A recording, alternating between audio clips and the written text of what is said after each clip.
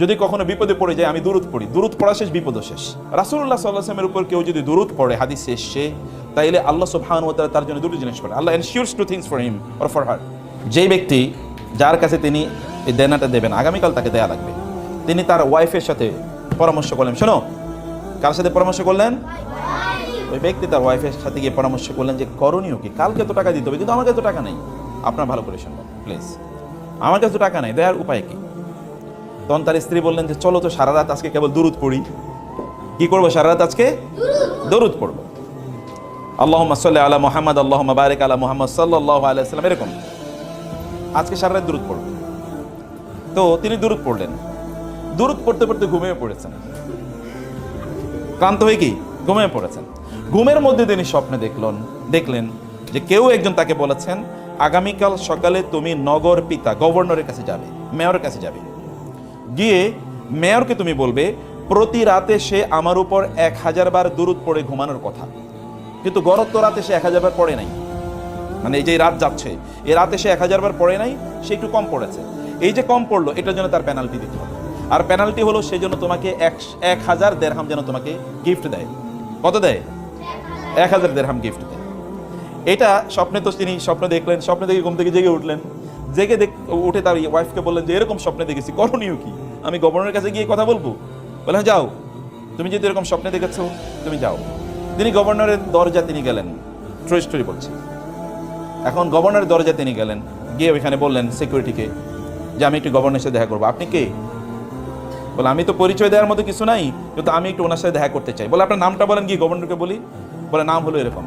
তো যাওয়ার পরে গভর্নরকে গিয়ে বললেন সিকিউরিটির লোকেরা যে স্যার এরকম একজন লোক, জনাব এরকম একজন লোক আপনার সাথে দেখা করতে এসেছেন। বলে নাম কি? বলে নাম এরকম। বলে তাড়াতাড়ি নিয়ে আসো, তাড়াতাড়ি নিয়ে আসো তাকে। তাকে তাড়াতাড়ি নিয়ে গেলে, এখন গার্ড অফ অনার দিয়ে তাকে নিয়ে গেছে, কারণ গভর্নর বলছে তাকে নিয়ে যাওয়ার জন্য, খুব সম্মানের সাথে নিয়ে গেছে। গভর্নর তারা দেখে ভাই বসেন বসেন বসেন। বলে কি, এবার বলেন কি জন্য এসেছেন? বলে আমি তো কেমনে বলি আপনারে, গত রাতে এরকম একটা স্বপ্নে দেখেছি, আমার এরকম একটা প্রবলেম আছে, এরকম একটা স্বপ্নে দেখেছি।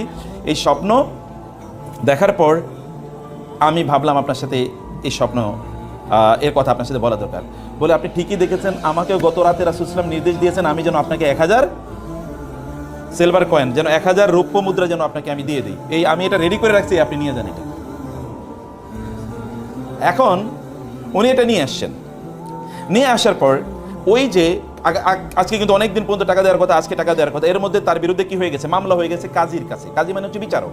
কাজী মানে যিনি বিয়ে পড়ান এরকম না, কাজী মানে কি বিচারক। আমাদের দেশে এখন তো বিয়ে পড়ায় তাদেরকে বলে কাজী, কিন্তু আসলে কাজীর কাজ কি? বিচার করা। এদেরকে বলা হয় কাজী।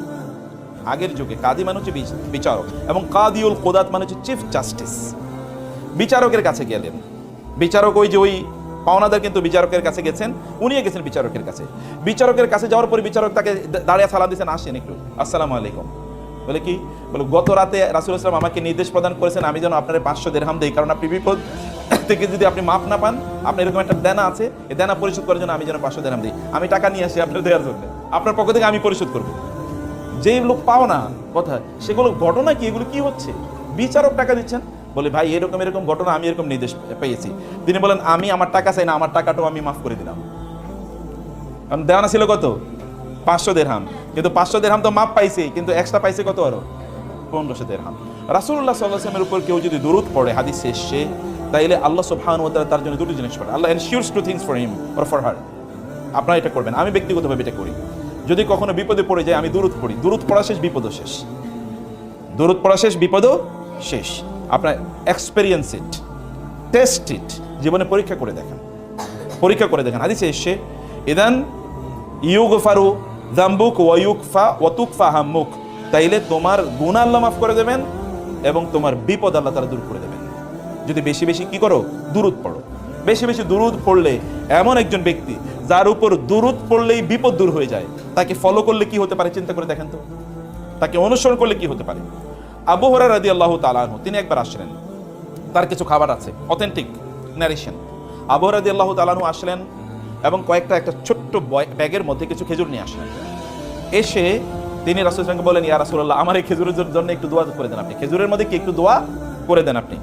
রাসূল সাল্লাল্লাহু আলাইহি ওয়াসাল্লাম বললেন, হে আল্লাহ তুমি তার খেজুরের মধ্যে বরকত দান করো, আল্লাহুম্মা বারিক ফি তুমুরিহি, হে আল্লাহ তার এই যে খেজুরের মধ্যে তুমি কি করো? বারাকা দান করে, তিনি দোয়া করলেন। এই দোয়া করার পর তিনি খেজুরের ব্যাগটা নিয়ে তিনি চলে গেলেন। এরপরে তিনি ব্যাগটা রেখে দিলেন। যখনই খাবারের সংকট হয় তখনই ওইখানে চোখ বন্ধ করে এখানে হাত দেন। হাত দেওয়ার পরে যা খেজুর হয় সেগুলো তিনি খান, এগুলো ব্যবহার করেন, এরপর আবার ওইটা ভেবে রেখে দেন। তিনি বললেন, এই ব্যাগটা আমি ব্যবহার করেছি 30 বছর। কত বছর? খেজুর কি 30 বছর ইয়ে থাকে নাকি? খেজুর নষ্ট হয়ে যাওয়ার কথা না?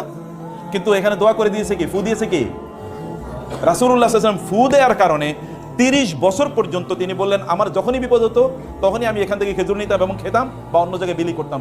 কোনোদিন এক ফোঁটা খেজুর এখান থেকে কমে নাই, শেষ হয় নাই।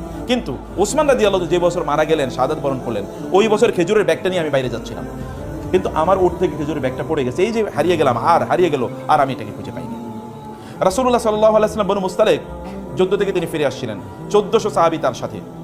অথবা আপনারা জানেন হুদায়বিয়া থেকে তিনি ফিরে যাচ্ছিলেন, 1400 প্রায় সাহাবী তার সাথে।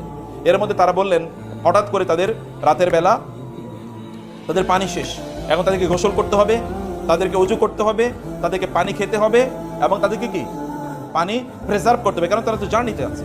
আরব দেশে তো আর সব জায়গায় পানি পাওয়া যায় না, আরব দেশে পানি নাই, এটা হলো আরবদের নেচার। ওইখানে কোনো no navigational source of water, এমন কোনো সোর্স নাই যেখানে আপনি পানি পেয়ে যাবেন। পানি আনতে হয় বহু দূর থেকে, হয়তো বা সেটা জেদ্দা থেকে নিতে হবে বা অন্য জায়গা থেকে নিতে হবে, এরকম ভাবে।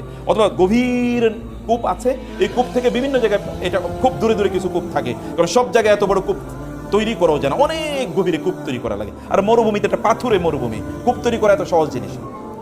অতএব এখানে পানি হচ্ছে মোস্ট ভ্যালুয়েবল রিসোর্স আরবদের জন্য, মোস্ট ভ্যালুয়েবল।